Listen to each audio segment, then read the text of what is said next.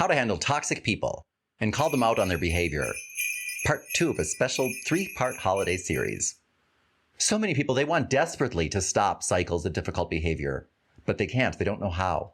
Don't just tell them, show them. We teach by demonstration. That's how people teach, and that's how other people learn. They see it. So get ready, Rudolph, because someone's going to guide this sleigh, and it's going to be you.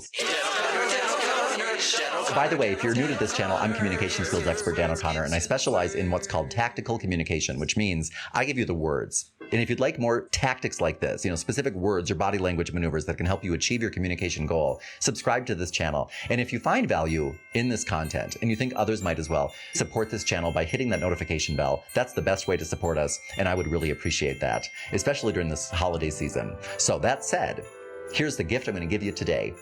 A 3-part process for calling people out on their behavior. So let's say that the behavior is something like this, okay? Let's say that you're at your holiday party and you're there alone because number 1, you wanted to spare your significant other of the process. But number 2, your significant other really didn't want to come because let's say that they are kind of exiled. And there's your cousin, Brian. And Brian knows that your partner's not there. And he's a scab picker. He likes to pick at people's scabs and their wounds just for fun.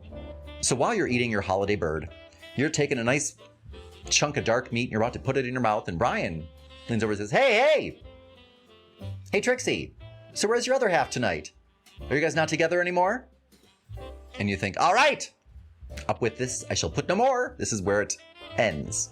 I'm going to say something. Here's a great way to say it, all right? Number 1, start off with the effect of their behavior. Number 2, state your response to their behavior. And then number 3, state the behavior. Now there is a specific order to what I just said, and it sounds like it's almost backwards.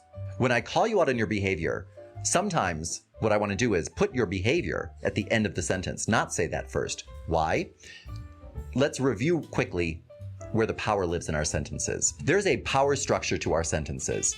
And when you know where the power lives in your sentence and deliver a message, keeping that in mind, placing the power where it should be, it can totally transform your message. Here's what I mean by that. The power in our messages that we send tends to lie at the beginning and at the end. So what I'm going to do is choose the end of this message as my most powerful location, and I'm going to plunk what I want everybody here to be aware of in that position. Watch how it could sound. Brian, I'm assuming that you're not trying to be insulting. However, I'm going to step back from you and your comments and not engage with you on that or anything else like that you say when you ask a rude, heterocentrist, ignorant question like that one. When you say it like that, that's like, ka-thong, boom, that rude question that you just asked. Ka-thong, ka-thong, ka-thong. And you might want to just linger there for a moment and then move away. Charlie, could you pass that dark meat? That looks tasty.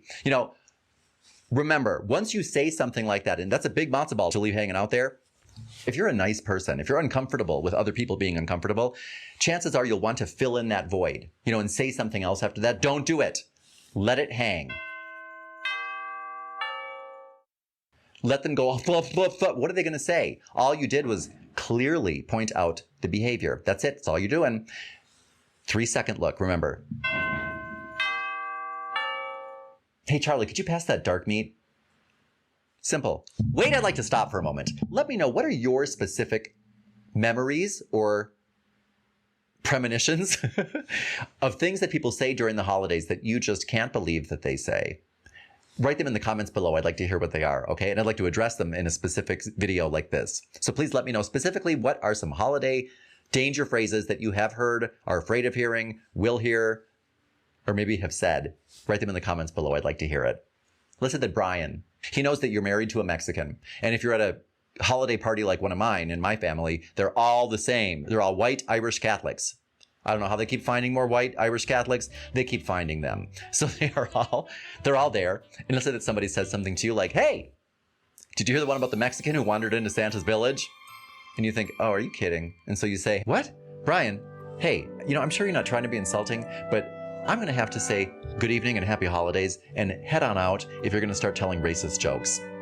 What happened? What happened over there? Oh, Brian was telling racist jokes. Not Dan got offended. Dan was being really sensitive. Dan couldn't take a joke. I left you with what happened. It was the last thing I said. Brian, I'm sure you're not trying to be offensive, but I'm going to have to say good evening and happy holidays if you're going to start to tell racist jokes. Boom, boom, boom, boom. Then you leave. There you go.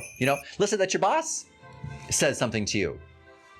Like, hey, so have you thanked Mary, by the way, for saving your ass during that last presentation when you totally forgot your words?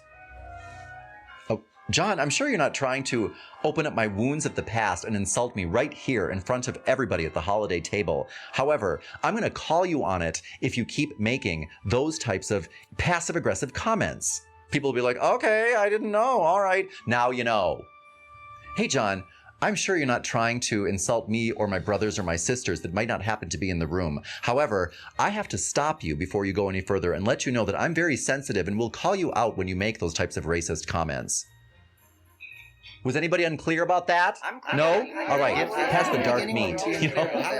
I mean, we need to be clear. But when we are clear as to the behavior that we will or will not accept, that is when you will see great change. People will not be able to believe it when you are that clear with your communication. And I structured it the right way. I told you, hey, here's the effect that it's having. I'm sure you're not trying to be rude. I'm sure you're not trying to show your roots. I'm sure you're not trying to be insulting. I'm sure you're not trying to open up my wounds of the past. I'm sure you're not trying to make me feel like less than other people here. I'm sure you're not trying to judge me right here at the holiday table. I'm sure you're not.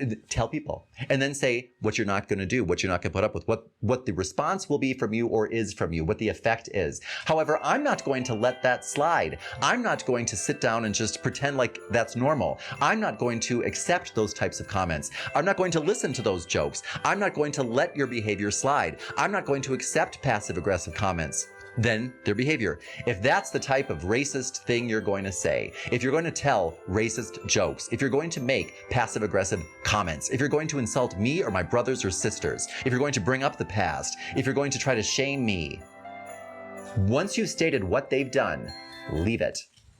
And give them the 3-second look. There you go. Now, a couple of keys for those. Well, I was just trying to tell a joke. Well, the way you do that is you tell a joke that's number one, inclusive, but number two, funny. Well, I was just trying to make small talk. Well, in the future, if you're going to make small talk with me, I recommend you ask things like, hi, how have you been? How is your life going? How are things for you? Is everyone in your orbit safe and secure? That's how you start conversations like that. People will be like, oh my God, oh my God, oh my God.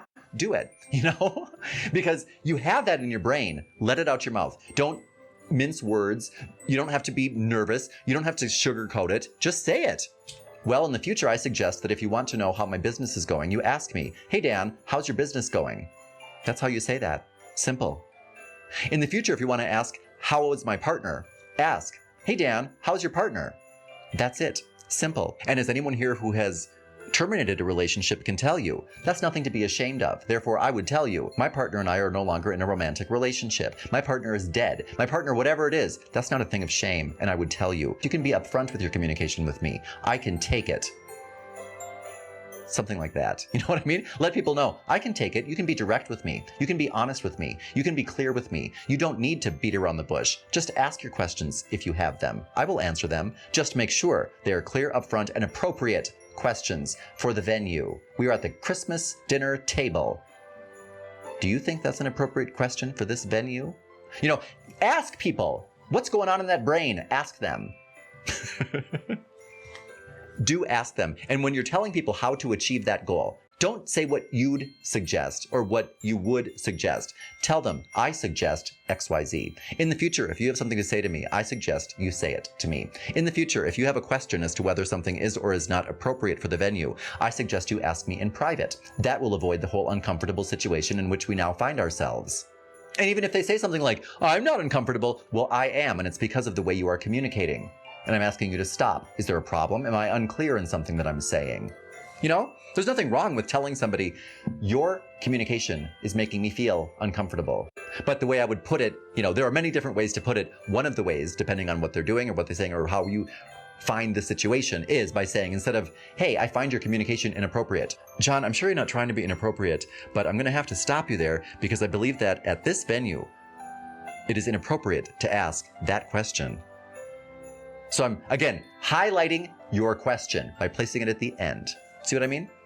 So the way you structure your sentence makes a big difference in the way the message will be taken by others. And remember not to tell people what you would suggest. This is what I suggest. Oh, well, in the future, if there is any question in your mind as to whether something is appropriate or not, you can always ask me in private. That would avoid this whole uncomfortable situation for everybody involved.